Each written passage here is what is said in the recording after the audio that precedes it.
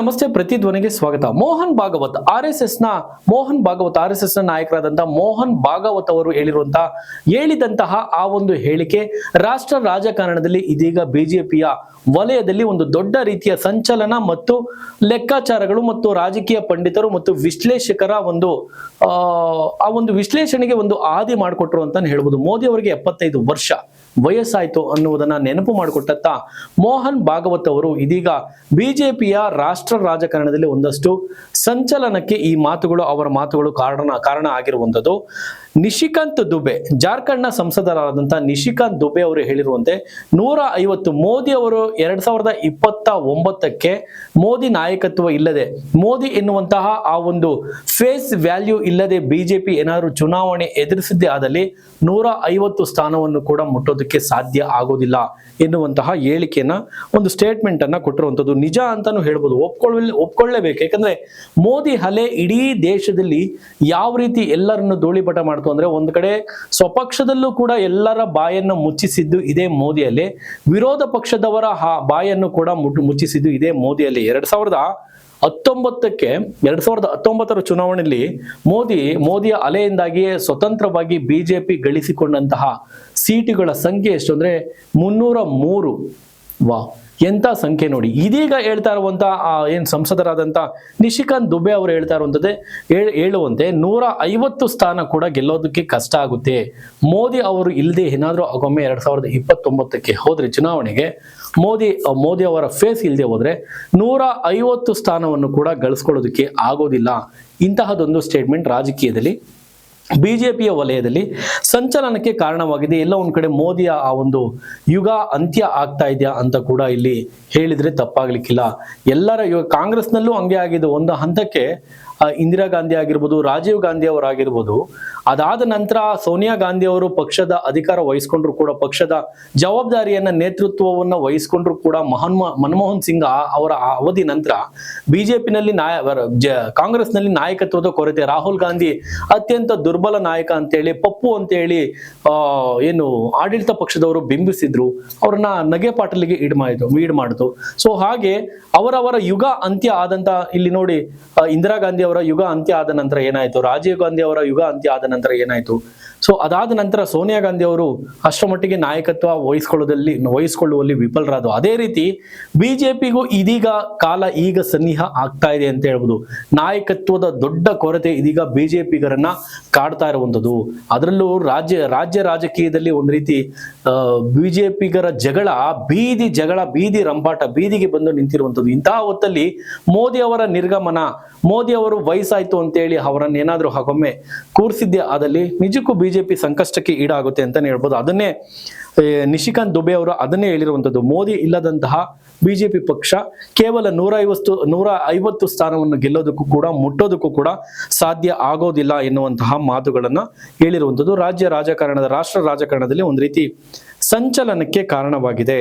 2014ರಿಂದ ಇಲ್ಲಿಯವರೆಗೂ ಮೋದಿ ಅಲೆ ಹೇಗ್ ಮಾಡ್ತು ಅಂದ್ರೆ ಒಂದ್ ರೀತಿ ಧೂಳಿಪಟ ಎಬ್ಸಿತ್ತು ಅಂತಾನೆ ಹೇಳ್ಬೋದು. ರಾಷ್ಟ್ರ ರಾಜಕಾರಣದಲ್ಲಿ ಮೋದಿ ಅಲೆ ಎಲ್ಲರನ್ನು ಕೂಡ ಆಗ್ಲೇ ಹೇಳ್ದಾಗೆ ಒಂದ್ ಕಡೆ ಸ್ವಪಕ್ಷದಲ್ಲೂ ಮೋದಿ ವಿರುದ್ಧ ಯಾರು ಧ್ವನಿ ಎತ್ತಬಾರ್ದು, ವಿರೋಧ ಪಕ್ಷದಲ್ಲೂ ಕೂಡ ಮೋದಿಗೆ ಯಾರೊಬ್ರು ಕೂಡ ಟಾಂಗ್ ಕೊಡಬಾರ್ದು, ಯಾರೊಬ್ರು ಕೂಡ ವಿರೋಧ ವ್ಯಕ್ತಪಡಿಸಬಾರ್ದು. ಮಾಧ್ಯಮದವರು ಸೇರಿದಂತೆ ಸಾಕಷ್ಟು ಅದಕ್ಕೆ ಕೆಲವು ಸಲ ಹೇಳ್ತಾರೆ, ನಾವ್ ಹೇಳೋದಲ್ಲ, ಕೆಲವೊಬ್ರು ದೇಶದಲ್ಲಿ ಅವತ್ತಿಗೆ ಇಂದಿರಾ ಗಾಂಧಿ ಅವರ ಕಾಲದಲ್ಲ ಇದ್ದಂತಹ ಆ ಎಮರ್ಜೆನ್ಸಿ ಕಾಲ ಈಗಲೂ ಕೂಡ ಇದೆ ಅಂತೇಳಿ ಕೆಲವರು ಟೀಕೆ ಕೂಡ ಮಾಡಿದ್ರು. ಅದನ್ನ ಬದಿಗಿಟ್ಟಿ ನೋಡಿದಾಗ 2009ರಿಂದ ನಿಶಿಕಾಂತ್ ದುಬೆ ಅವರು ಒಂದು ರೀತಿ ಸೋಲಿಲ್ಲದ ಸರದಾರ ಆಗಿದ್ದ ಬಿಜೆಪಿಯ ಸಂಸದ, ಒಂದು ರೀತಿ ಸೋಲಿಲ್ಲದ ಸಂಸದ ಅಂತಾನೆ ಹೇಳ್ಬೋದು, ಜಾರ್ಖಂಡ್ನ ಸಂಸದ.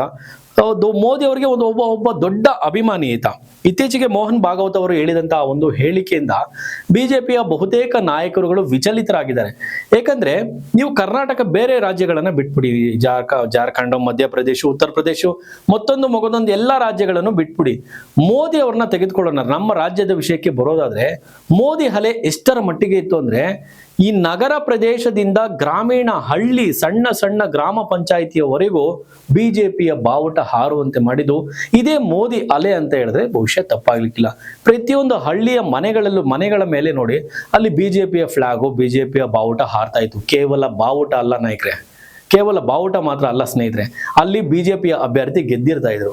ಅಲ್ಲಿ ಬಿಜೆಪಿಯ ಒಬ್ಬ ಸಂಸದ, ಒಬ್ಬ ಬಿಜೆಪಿ ಮೋದಿ ಹೆಸರು ಹೇಳಿ ಗೆದ್ದಿದಂತ ಒಬ್ಬ ಗ್ರಾಮ ಪಂಚಾಯಿತಿ ಸದಸ್ಯ, ಜಿಲ್ಲಾ ಪಂಚಾಯಿತಿ, ತಾಲೂಕ್ ಪಂಚಾಯಿತಿ, ಹೀಗೆ ಒಬ್ಬ ಶಾಸಕ, ಹೀಗೆ ಕಾರ್ಪೊರೇಟರ್, ಪ್ರತಿಯೊಬ್ಬರು ಕೂಡ ನೀವು ಲೆಕ್ಕಾಚಾರ ಹಾಕಿ ನೋಡಿ, ಮೋದಿ ಮೋದಿ ಮೋದಿ ಮೋದಿ ಅಲೆಯಿಂದಾಗಿ ಒಬ್ಬ ಗ್ರಾಮ ಪಂಚಾಯಿತಿಯಿಂದ ಹಿಡಿದು ಒಬ್ಬ ಮುಖ್ಯಮಂತ್ರಿ ಅಭ್ಯರ್ಥಿಯವರೆಗೂ ಕೂಡ ಮೋದಿ ಅಷ್ಟೇ ಯಾಕೆ ಯೋಗಿ ಆದಿತ್ಯನಾಥ್ ಅವರನ್ನೇ ತೆಗೆದುಕೊಳ್ಳಿ, ಇದೇ ಮೋದಿ ಅವರ ಅಲೆಯಿಂದಲೇ, ಇದೇ ಮೋದಿ ಅವರ ಫೇಸ್ ಇಂದಲೇ ಯೋಗಿ ಆದಿತ್ಯನಾಥ್ ಅವರು ಕೂಡ ಮುಖ್ಯಮಂತ್ರಿ ಆಗಿದ್ದು. ಒಬ್ಬ ಗ್ರಾಮ ಪಂಚಾಯಿತಿಯಿಂದ ಒಬ್ಬ ಯೋಗಿ ಆದಿತ್ಯನಾಥ್ ಗುರೂಜಿಯ ಮುಖ್ಯಮಂತ್ರಿ ಸ್ಥಾನದವರೆಗೂ ಮೋದಿ ಎನ್ನುವಂತಹ ಹೆಸರು ಎಷ್ಟರ ದೊಡ್ಡ ಮಟ್ಟಿಗೆ ಸಕ್ಸಸ್ ಅನ್ನ ಬಿಜೆಪಿಗೆ ತಂದು ಕೊಡ್ತು ಅಂದ್ರೆ ಸ್ವತಃ ಮೋದಿ ಅವರೇ ವಿಶ್ವ ಗುರುವಾಗಿ ನಿಂತ್ಕೊಂಡಿದ್ದು ನಿಮ್ಮೆಲ್ರಿಗೂ ಗೊತ್ತೇ ಇದೆ.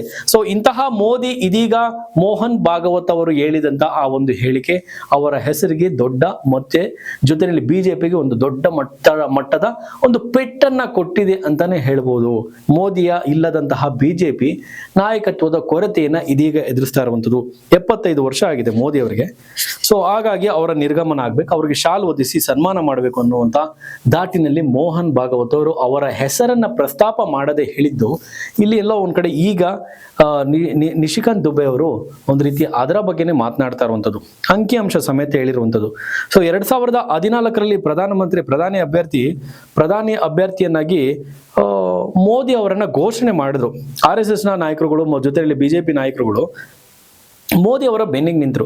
ಸೊ ಆ ಒಂದು ಸಂದರ್ಭದಲ್ಲಿ ಬಿಜೆಪಿ ಮೋದಿಯ ಅಲೆ ಯಾವ ಮಟ್ಟಿಗೆ ದೇಶದಲ್ಲಿ ವ್ಯಾಪಿಸಿತ್ತು ಅಂದ್ರೆ ಮೋದಿ ಅವರಿಗೆ ಒಂದು ರೀತಿ ಏಕ ಸಾರ್ವಭೌಮತ್ವ, ಮೋದಿ ಅವರಿಗೆ ಪರ್ಯಾಯ ನಾಯಕ ಇಲ್ಲ, ಮೋದಿ ಅವರ ವಿರುದ್ಧ ನಿಲ್ಲಬಲ್ಲಂತಹ ವಿರೋಧ ಪಕ್ಷದ ನಾಯಕರಿಲ್ಲ, ಮೋದಿಯನ್ನ ಎದುರಿಸಬಲ್ಲ ವಿರೋಧ ಪಕ್ಷದಲ್ಲಿ ಯಾರೊಬ್ಬ ನಾಯಕರುಗಳು ಕೂಡ ಇರ್ತಾನೆ ಇರಲಿಲ್ಲ. ಅದಾಗ್ಲೇ 2014ರ ಹೊತ್ತಿಗೆನೆ ಮೋದಿಗೆ ಒಂದಷ್ಟು ಹೇಗೆ ಪಾಪ್ಯುಲಾರಿಟಿ ತಂದುಕೊಡ್ತೋ ಅಷ್ಟೇ ಒಂದಷ್ಟು ವಿರೋಧ ಪಕ್ಷದವರು ಟೀಕೆ ಕೂಡ ಮಾಡಿದ್ರು. ಗುಜರಾತ್ನಲ್ಲಿ ನಡೆದಂತಹ ಅವರ ಆಡಳಿತ ಅವಧಿಯಲ್ಲಿ 4 ಬಾರಿ ಬರೋಬ್ಬರಿ ಗುಜರಾತ್ನ ಮುಖ್ಯಮಂತ್ರಿ ಆಗಿದ್ದಂತಹ ಮೋದಿ ಅವರ ಅವಧಿಯಲ್ಲಿ ಒಂದಷ್ಟು ನಡೆಯಬಾರದ ಕಹಿ ಘಟನೆಗಳು ಅಲ್ಲೊಂದಷ್ಟು ನಡೆದು ಎನ್ನುವಂಥದ್ದು ಬಿಜೆಪಿಯ ಏನು ಟೀಕೆ ಮಾಡುವಂತ ವಿರೋಧ ಪಕ್ಷದವರಿಗೂ ಕೂಡ ಆಹಾರ ಆದ್ರು. ಅಲ್ಲಿ ಕೋಮು ಗಲಭೆಗಳು ಹೆಚ್ಚಾಗಿ ಆಯ್ತು, ಸೊ ಸಾವು ನೋವುಗಳು ಆಯ್ತು.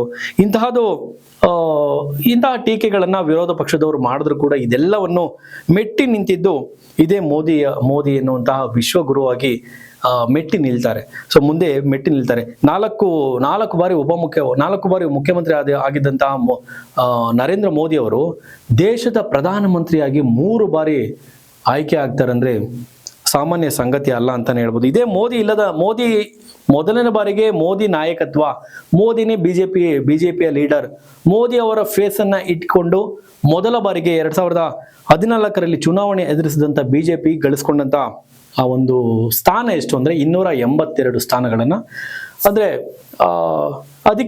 ಹೆಚ್ಚು ಸೀಟ್ಗಳನ್ನೇ ಬೇಕಾದಂತ ಹೆಚ್ಚು ಸೀಟ್ ಬೇಕಿರುವಂತಹ ಅಧಿಕ ಸೀಟ್ಗಳನ್ನು ಕೂಡ ಇಲ್ಲಿ ಗೆಲ್ತು ಅಂತಾನೆ ಹೇಳ್ಬೋದು. ಇನ್ನು 2ನೇ ಬಾರಿಗೆ ಇದೇ ಮೋದಿ ಅಲ್ಲೇ ಆ ಹೊತ್ತಿಗಾಗಲೇ 2ನೇ ಚುನಾವಣೆ ಹೊತ್ತಿಗೆ ಒಂದಷ್ಟು ದುಪ್ಪಟ್ಟಾಗಿತ್ತು, 100 ಪಟ್ಟು ಜಾಸ್ತಿ ಆಗಿತ್ತು ಅಂತ ಹೇಳ್ಬೋದು. ಎಲ್ಲಿ ನೋಡಿದ್ರು ಮೋದಿ ಮೋದಿ ಮೋದಿ. ಸೊ ದೇಶ ಮಾತ್ರ ಅಲ್ಲ, ಹಳ್ಳಿಗಳಲ್ಲೂ ಕೂಡ ಮೋದಿ ಹೆಸರನ್ನ, ಮೋದಿ ನಾಮವನ್ನ ಸ್ಮರಣೆ ಮಾಡಿದವರೇ ಇಲ್ಲ ಅಂತ ಹೇಳ್ಬೋದು. 2019ಕ್ಕೆ ಮೋದಿ ಅಲೆ ಎಷ್ಟರ ಮಟ್ಟಿಗೆ ವರ್ಕೌಟ್ ಆಯ್ತು ಅಂದ್ರೆ ಮೋದಿ ಅವರು ಎಲ್ಲೇ ಹೋಗ್ಲಿ, ಯಾವುದೇ ಚುನಾವಣೆ ಪ್ರಚಾರಕ್ಕೆ ಹೋಗ್ಲಿ, ಅಲ್ಲಿ ಮೋದಿ ಅವರು ಬಂದು ಹೋದ್ರು ಅಂದ್ರೆ ಆ ಅಭ್ಯರ್ಥಿ ಗೆದ್ದಾಗೆ. ಯಾರೋ ಒಬ್ಬ ಹೊಸ ಮುಖವನ್ನ, ಒಬ್ಬ ಸಾಮಾನ್ಯ ಕಾರ್ಯಕರ್ತನನ್ನ ಚುನಾವಣೆಗೆ ನಿಲ್ಸಿದ್ರು ಕೂಡ ಅಲ್ಲಿ ಒಮ್ಮೆ ಮೋದಿ ಪ್ರಚಾರಕ್ಕೆ ಹೋಗಿ ಬಂದ್ರು ಅಂದ್ರೆ ಸೊ ಅಲ್ಲಿ ಆ ಅಭ್ಯರ್ಥಿ ಗೆದ್ದು ಬಿಡ್ತಾ ಇದ್ದ. ಜೊತೆಯಲ್ಲಿ ಅಲ್ಲಿನ ಆ ಸಂಖ್ಯೆ ಕೂಡ, ಗೆಲುವಿನ ಮತಗಳ ಅಂತರ ಕೂಡ ಅಲ್ಲಿ ದುಪ್ಪಟ್ಟು ಆಗ್ತಾ ಇದ್ವು. ಇದರ ಫಲವಾಗಿ ಆ 2019ರಲ್ಲಿ ಮೋದಿ ಅಲೆಯಿಂದಾಗಿ ಬಿಜೆಪಿ ಗಳಿಸಿಕೊಂಡಂತಹ ಒಟ್ಟು ಸ್ಥಾನ ಎಷ್ಟು ಅಂದ್ರೆ 303 ಸ್ಥಾನಗಳಿಗೆ ಬಿಜೆಪಿ ಗೆದ್ದು ಬೀಗಿರುತ್ತೆ. ಅದೇ 3ನೇ ಬಾರಿಗೆ ಒಂದಷ್ಟು ಮೋದಿ ಅವರ ವರ್ಚಸ್ಸು, ಒಂದಷ್ಟು ಹೆಸರುಗಳನ್ನೆಲ್ಲ ಕುಗ್ಗಿತ್ತು ಅಂತ ಕೂಡ ಹೇಳ್ಬೋದು. ಇಲ್ಲಿ ವಿರೋಧ ಪಕ್ಷದವರ ಜೊತೆಯಲ್ಲಿ ಒಗ್ಗಟ್ಟಿನ ಮಂತ್ರ, ಎಲ್ಲಾ ಪಕ್ಷದವರು ಒಗ್ಗಟ್ಟಾಗಿ ಸೇರ್ಕೊಂಡು ಮಾಡದಂತ ಒಂದು ರೀತಿ ಮೋದಿ ಅವರ ಮೇಲೆ ಮಾಡಿದಂತ ದಾಳಿ ಅಂತಾನು ಹೇಳಿದ್ರೆ ತಪ್ಪಾಗ್ಲಿಕ್ಕಿಲ್ಲ. ಎಲ್ಲಾ ನಾಯಕರುಗಳು ಕೂಡ ಒಟ್ಟಾಗಿ ಮೋದಿ ಅವರ ಮೇಲೆ ಮುಗಿಬಿದ್ರು. ಸೊ ಆಗ ಮೋದಿ ಅವರ ವರ್ಚಸ್ಸು ಆ ಅಲೆ ಒಂದಷ್ಟರ ಮಟ್ಟಿಗೆ ತಗ್ಗಿತ್ತು ಅಂತ ಹೇಳುತ್ತೆ ಈ ಅಂಕಿಅಂಶಗಳು. 3ನೇ ಬಾರಿಗೆ ಮೋದಿ ಅವರ ಆ ಫೇಸ್ ಇಟ್ಕೊಂಡು ಚುನಾವಣೆ ಎದುರಿಸಿದಾಗ 240 ಸ್ಥಾನಗಳಿಗೆ ಒಂದಷ್ಟು ಬಿಜೆಪಿ ಸೊ ಕುಗ್ಗಿತ್ತು.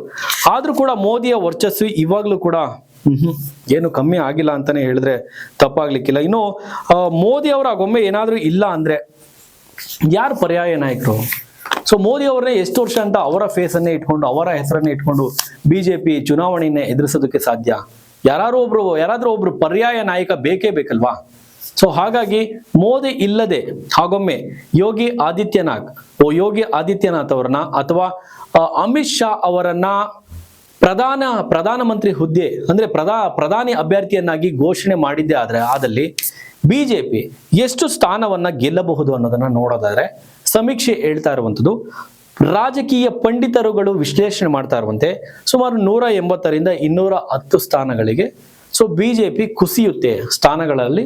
ಸೊ ಕುಸಿಯುತ್ತೆ ಎನ್ನುವಂತಹ ಒಂದು ಅಂಕಿ ಅಂಶಗಳನ್ನ ಇಲ್ಲಿ ರಾಜಕೀಯ ಪಂಡಿತರು ವಿಶ್ಲೇಷಕರು ಕೊಡ್ತಾ ಇರುವಂತದ್ದು. ಅಥವಾ ತೀರಾ ಹೊಸ ಮುಖ, ಈ ನಡ್ಡಾ ಅಂತವರ ಮುಖಗಳನ್ನ ಅವರ ಫೇಸ್ ವ್ಯಾಲ್ಯೂ ಇಟ್ಕೊಂಡು ಅಥವಾ ನಡ್ಡಾ ಅವರ ಹೆಸರನ್ನ ಬಳಸ್ಕೊಂಡು ಇವರೇ ಬಿಜೆಪಿ ಅಭ್ಯರ್ಥಿ ಅಂತ ಹೇಳಿ ಅಥವಾ ತೀರಾ ಹೊಸ ಮುಖವನ್ನೇ ಇಟ್ಕೊಂಡು ಬಿಜೆಪಿ RSS ಮನಸ್ಸು ಮಾಡಿ ಚುನಾವಣೆ 2029 ಚುನಾವಣೆಗೆ ಹೋಗಿದ್ದೆ ಆದಲ್ಲಿ ಎಷ್ಟು ಸ್ಥಾನ ಗಳಿಸ್ಕೊಳ್ಬಹುದು ಅಂದ್ರೆ ಸುಮಾರು 140ರಿಂದ 170 ಸ್ಥಾನ ಅಥವಾ 180 ಸ್ಥಾನ.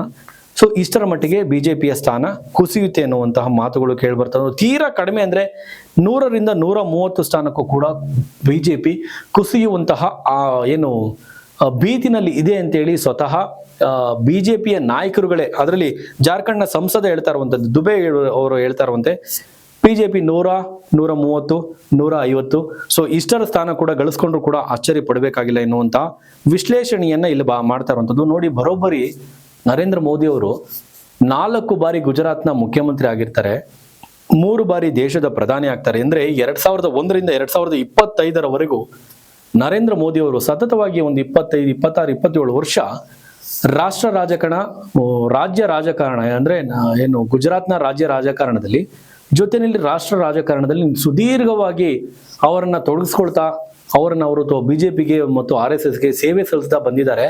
ಈ ನರೇಂದ್ರ ಮೋದಿ ಅವರಿಗೆ ಯಾವುದೇ ಕಾರಣಕ್ಕೂ ವಯಸ್ಸಾಯಿತು, 75 ತುಂಬಿತು. ಸೊ ಹಾಗಾಗಿ ಇವರನ್ನ ಸಲಹಾ ಸಮಿತಿಗೆ ಸೇರಿಸ್ಬಿಡೋಣ ಅಂತ ಹೇಳಿ ಹೋಗ್ಬಾರ್ದು ಎನ್ನುವಂಥದ್ದು ದುಬೈ ಅವರ ವಾದ. ಆದ್ರಿಂದ ಎಲ್ಲವರೆಗೂ ಶಕ್ತಿ ಇರುತ್ತೆ ಮೋದಿ ಅವರಿಗೆ ಈ ದೇಶಕ್ಕೆ ಸೇವೆ ಸಲ್ಲಿಸ್ಕೊಳ್ಳೋದಕ್ಕೆ ಅಥವಾ ಅವರಿಂದ ದುಡಿಸ್ಕೊಳ್ಳೋದಕ್ಕೆ, ಬಿಜೆಪಿ RSSಗೆ ಈ ದೇಶದ ಸೇವೆ ಮಾಡಿಸ್ಕೊಳ್ಳೋದಕ್ಕೆ ಎಲ್ಲವರೆಗೂ ಅವರಿಗೆ ಶಕ್ತಿ ಇರುತ್ತೆ. ಸೊ ಅಲ್ಲಿವರೆಗೂ ಕೂಡ ಮೋದಿ ಅವರನ್ನ ಬಳಸ್ಕೊಳ್ಬೇಕು. RSS ನಾಯಕರು, ಬಿಜೆಪಿ ಮೋದಿ ಅವರನ್ನ ಬಳಸ್ಕೊಳ್ಬೇಕು. ಯಾವುದೇ ಕಾರಣಕ್ಕೂ 75 ವಯಸ್ಸು ಸೊ ತುಂಬುತ್ತೆ ಅಂತ ಹೇಳಿ ಅವರನ್ನ ಸಲಹಾ ಸಮಿತಿಗೆ ಕಳಿಸೋದು ಅಥವಾ ರಾಜಕೀಯದಿಂದ ನಿರ್ಗಮನ ಆಗುವಂತೆ ಮಾಡಬಾರದು ಎನ್ನುವಂತಹ ಮಾತುಗಳನ್ನ ಹೇಳ್ತಾ ಇರುವಂಥದ್ದು. ನೋಡಿ, ಹಿಂದುಳಿದ ನಾಯಕ ಬಿಜೆಪಿಯ ಈ ನಾಯಕತ್ವ ವಹಿಸ್ಕೊಂಡ ಮೇಲೆ ಒಬ್ಬ ವಿಶ್ವಗುರುವಾಗಿ ಬೆಳೆಯುವಂಥದ್ದು ನಿಜಕ್ಕೂ ಅಷ್ಟು ಸಾಮಾನ್ಯ ಸಂಗತಿ ಅಲ್ಲ. ಮತ್ತೊಬ್ಬ ಪರ್ಯಾಯ ನಾಯಕ ಸಿಗೋದಕ್ಕೆ ಸಾಧ್ಯ ಇಲ್ಲ ಅಂತಾನೆ ಹೇಳ್ಬೋದು. ಮೋದಿಯ ರೀತಿ ಈಗ ಇಲ್ಲಿ ಬಿಜೆಪಿ ಈ ಕಥೆ ಆದ್ರೆ, ನೀವು ಕಾಂಗ್ರೆಸ್ನ ಕಥೆ ತೆಗೆದುಕೊಂಡ್ರೆ ಇಂದಿರಾ ಗಾಂಧಿ ಅವರ ನಾಯಕತ್ವಕ್ಕೆ ಪರ್ಯಾಯ ನಾಯಕತ್ವ ಯಾವುದೊಂದು ಕೂಡ ಸಿಗ್ಲೇ ಇಲ್ಲ. ಅದಾದ ನಂತರ ರಾಜೀವ್ ಗಾಂಧಿ ಅವರ ನಾಯಕತ್ವಕ್ಕೆ ಕಾಂಗ್ರೆಸ್ನಲ್ಲಿ ಪರ್ಯಾಯ ನಾಯಕತ್ವ ಯಾವುದೊಂದು ಕೂಡ ಸಿಗ್ಲೇ ಇಲ್ಲ. ಮನಮೋಹನ್ ಸಿಂಗ್ ಅವರು ಬಂದ್ರು, ಇಂದಿರಾ ಗಾಂಧಿ ಅವರು ಸೋನಿಯಾ ಗಾಂಧಿ ಅವರು ಕೂಡ ಬಂದ್ರು ಹೋದ್ರು ಅನ್ನೋದನ್ನು ಹೊರತುಪಡಿಸಿದ್ರೆ ಯಾವುದೊಂದು ಕೂಡ ಇತಿಹಾಸ ಪುಟಗಳಲ್ಲಿ ಉಳಿಯುವಂಥದ್ದು ಎಂಥದ್ದು ಸಾಧನೆ ಇಲ್ಲ. ಇಲ್ಲಿ ನೋಡಿ, ಕ್ಷಿಪ್ರ ಕ್ರಾಂತಿ ಆಯಿತು ಭಾರತದಲ್ಲಿ. ಇಂದಿರಾ ಗಾಂಧಿ ಮತ್ತು ರಾಜೀವ್ ಗಾಂಧಿ ಅವರ ಆಳ್ವಿಕೆಯಲ್ಲಿ, ಅವರ ಕಾಲದಲ್ಲಿ ಅಭಿವೃದ್ಧಿ ವಿಚಾರವಾಗಿ ಈ ರಾಷ್ಟ್ರದಲ್ಲಿ ಕ್ಷಿಪ್ರ ಕ್ರಾಂತಿ ಆಗಿದ್ದು ನೀವ್ಯಾರು ಕೂಡ ಮರೆಯೋದಕ್ಕೆ ಸಾಧ್ಯನೇ ಇಲ್ಲ. ಏನ್ ಕ್ಷಿಪ್ರ ಕ್ರಾಂತಿ ಆಯ್ತು ಅಂದ್ರೆ ಕಣ್ಣ ಮುಂದೆ ಕಾಣುತ್ತೆ. ಸಾಕಷ್ಟು ನೀರಾವರಿಗೆ ಸಂಬಂಧಪಟ್ಟಾಗಿ ಡ್ಯಾಮ್ಗಳಾಗಿರ್ಬೋದು, ದೇಶದಲ್ಲಿ ದೊಡ್ಡ ದೊಡ್ಡ ಡ್ಯಾಮ್ಗಳು, ಮತ್ತೆ ಎಜುಕೇಶನ್ಗೆ ಸಂಬಂಧಪಟ್ಟಾಗಿ ದೊಡ್ಡ ದೊಡ್ಡ ಯೂನಿವರ್ಸಿಟಿಗಳು, ಶಿಕ್ಷಣ ಸಂಸ್ಥೆಗಳು, ಜೊತೆಯಲ್ಲಿ ಆಸ್ಪತ್ರೆಗಳು, ದೊಡ್ಡ ದೊಡ್ಡ ಆಸ್ಪತ್ರೆಗಳು. ಸೊ ಹೀಗೆ ಶಿಕ್ಷಣ, ಆರೋಗ್ಯ ಮತ್ತೆ ಅಭಿವೃದ್ಧಿಯ ಒಂದು ನೀರು, ಇಷ್ಟು ವಿಚಾರವಾಗಿ ದೇಶದಲ್ಲಿ ಒಂದು ದೊಡ್ಡ ಕೊಡುಗೆಯನ್ನ ನೀಡಿದಂತ ಕಾಂಗ್ರೆಸ್ ಪರ್ಯಾಯ ನಾಯಕರು ಅದಾದ ನಂತರ ಬರಲೇ ಇಲ್ಲ. ಇಲ್ಲೂ ಕೂಡ ಮೋದಿ ಅವರ ವಿಚಾರದಲ್ಲೂ ಕೂಡ ಸೇಮ್ ಹೀಗೆ ಒಬ್ಬ ಹಿಂದುಳಿದ ನಾಯಕ ಅಂತ ನಾವು ಒಪ್ಕೊಳ್ತೀವಿ ಮೋದಿ ಅವರನ್ನ, ಅದೇ ರೀತಿ ಹಿಂದೂ ನಾಯಕ ಅಂತ ಕೂಡ ಬಿಜೆಪಿ RSS ನಾಯಕರು, ಈ ದೇಶದ ಕೆಲ ಜನರು ಮೋದಿ ಅವರನ್ನ ಹಾಡಿ ಹೊಗಳ್ತಾರೆ. ಇಂತಹ ನಾಯಕನಿಗೆ ಮತ್ತೊಬ್ಬರು ಪರ್ಯಾಯ ನಾಯಕರು ಈ ದೇಶದಲ್ಲಿ ಹುಟ್ಟಿ ಬರೋದಕ್ಕೆ ಬಿಜೆಪಿನಲ್ಲಿ ಇಂತಹ ಮತ್ತೊಬ್ಬ ನಾಯಕನನ್ನ RSSನ ಯಾವ ನಾಯಕರುಗಳು ಕೂಡ ಸೃಷ್ಟಿ ಮಾಡೋದಕ್ಕೆ ಸಾಧ್ಯನೇ ಇಲ್ಲ ಎನ್ನುವಂತಹ ಮಾತುಗಳು ಇದೀಗ ಕೇಳಿ ಬರ್ತಾ ಇರುವಂತದ್ದು. ಸ್ನೇಹಿತರೆ, ಮೋದಿ ಇಲ್ಲದ ಬಿಜೆಪಿ ಪಕ್ಷ, ಮೋದಿ ಇಲ್ಲದ ಆ ಫೇಸ್, ಮೋದಿ ಇಲ್ಲದ 2029 ಚುನಾವಣೆ ಬಿಜೆಪಿ ಏನಾಗಲಿದೆ, ಎಷ್ಟು ಸ್ಥಾನಕ್ಕೆ ಕುಸಿಯಲಿದೆ? ನಿಮ್ಮ ಅನಿಸಿಕೆಯನ್ನು ಕಾಮೆಂಟ್ ಮಾಡಿ. ನೋಡ್ತಾ ಇರಿ ಪ್ರತಿಧ್ವನಿ. ಹೆಚ್ಚಿನ ವಿಡಿಯೋಗಳಿಗೆ ಪ್ರತಿಧ್ವನಿ ಯೂಟ್ಯೂಬ್ ಚಾನೆಲ್ ಸಬ್ಸ್ಕ್ರೈಬ್ ಮಾಡಿ, ಬೆಲ್ ಐಕಾನ್ ಕ್ಲಿಕ್ ಮಾಡಿ.